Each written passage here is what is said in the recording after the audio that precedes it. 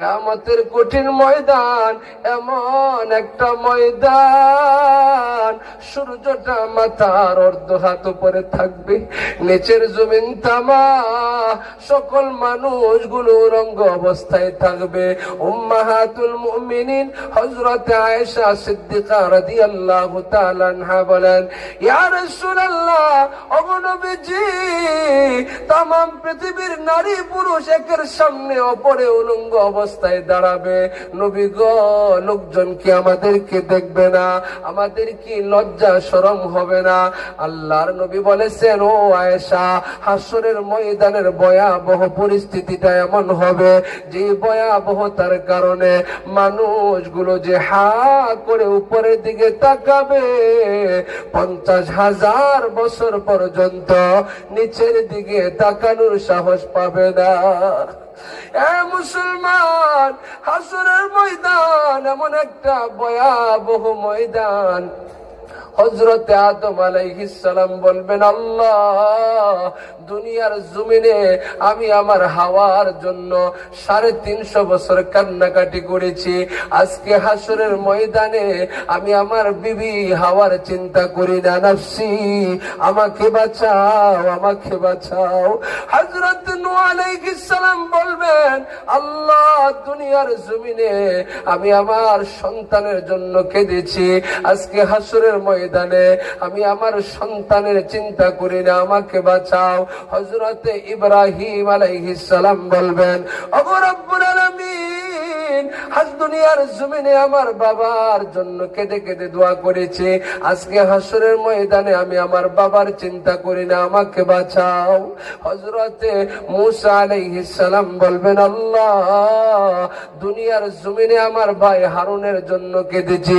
আজকে হাসরের ময়দানে আমি আমার ভাইয়ের চিন্তা করি না, আমাকে বাঁচাও। হযরতে ঈসা আলাইহিস সালাম বলবেন, ওগো রব্বুল আলামিন, দুনিয়ার জমিনে আমি আমার মায়ের পবিত্রতা বর্ণনা করতে গিয়ে আমি মাত্র একদিনের শিশু কথা বলেছিলাম।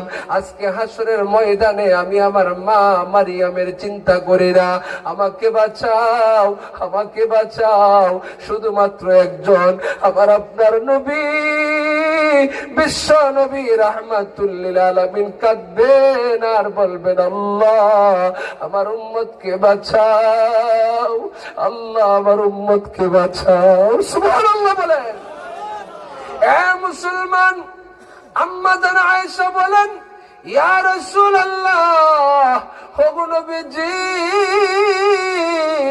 কিয়ামতের কঠিন ময়দানে কোটি কোটি মানুষের ভিতরে আপনি আপনার উম্মতদেরকে কেমন করে চিনবেন? কাইফা তারিফু উম্মাতাকা ইয়াউমাল কিয়ামা। ওগো নবী, কিয়ামতের কঠিন ময়দানে আপনি কেমন করে আপনার উম্মতদেরকে চিনবেন? আল্লাহর হাবিব সাল্লাল্লাহু আলাইহি ওয়াসাল্লাম বলেছেন, ও আয়েশা, আরিফু উম্মতি বিআসারিল বুজু। দুনিয়ার জমিনে শীতের মধ্যে আমার উম্মতেরা ফজরের নামাজের জন্য উঠেছিল, ঠান্ডা পানি দিয়ে উজু করেছিল। তাদের উজুর স্থানগুলো হাসরের ময়দানে জলমল জলমল করতে থাকবে। তখন আমি পয়গম্বর বুঝতে পারবো, হাদিহি উম্মতি, এরা হলো আমার উম্মত, এরা হলো আমার উম্মত। সুবহানাল্লাহ বলে আমি বুঝতে পারবো এরা আমার উম্মত। তাদের উজুর স্থানগুলো নূরে জলমল জলমল করতে থাকবে। হে মুসলমান, হাসরের ময়দান এমন ভয়াবহ একটা ময়দান। হাসরের ময়দানে জাহান্নামটা ছেড়ে দেওয়া হবে। আল্লাহ বলবেন, ও ফেরেশতারা, জাহান্নাম কি 7 তবক জমিনের নিচ থেকে টেনে হাসরের ময়দানে নিয়ে একটু দাঁড় করাও। নাফরমানরা তাকায় দেখো শোক করে তারা কেমন জাহান্নাম কামাই করেছে। তখন কোটি কোটি ফেরেশতারা জাহান্নামের লাগাম ধরে টেনে নিয়ে আসবে। ক্ষুধার্ত জাহান্নাম নাফরমানদেরকে দেখে এমন জোরে লাফ মারবে, বিকট আওয়াজ করতে থাকবে। তখন ফেরেশতারা কেউ জাহান্নামকে ধরে রাখতে পারবে না, জাহান্নাম লাফাতে লাফাতে আসতে থাকবে।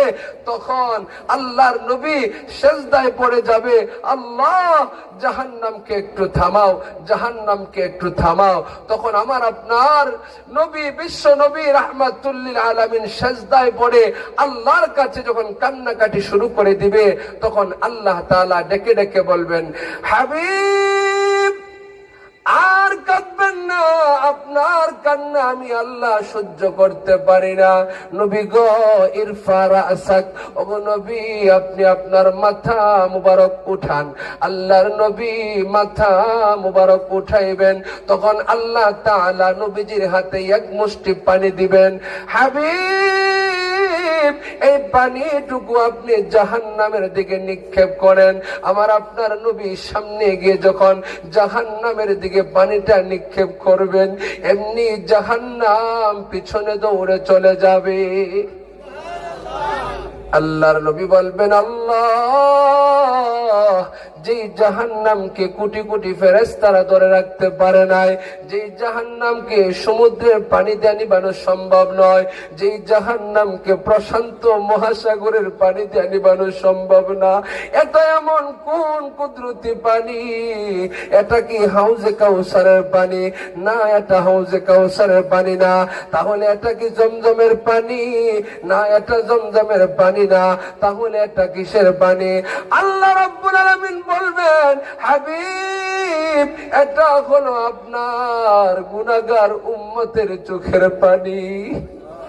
আপনার উম্মতেরা হাসরের ময়দানের ভয়াবহতার বয়ান শুনে চোখের পানিগুলো ছেড়ে ছেড়ে কান্না করেছিল।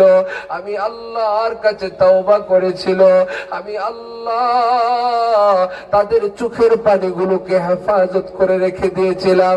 ওগো হাবিব, আমার বান্দা যদি আমার ভয়ে একটা ফোঁটা চোখের পানি ছেড়ে দিতে পারে, আমি আল্লাহর জাহান্নামকে নিবানোর জন্য একটা ফোঁটা চোখের পানি যথেষ্ট হয়ে যাবে।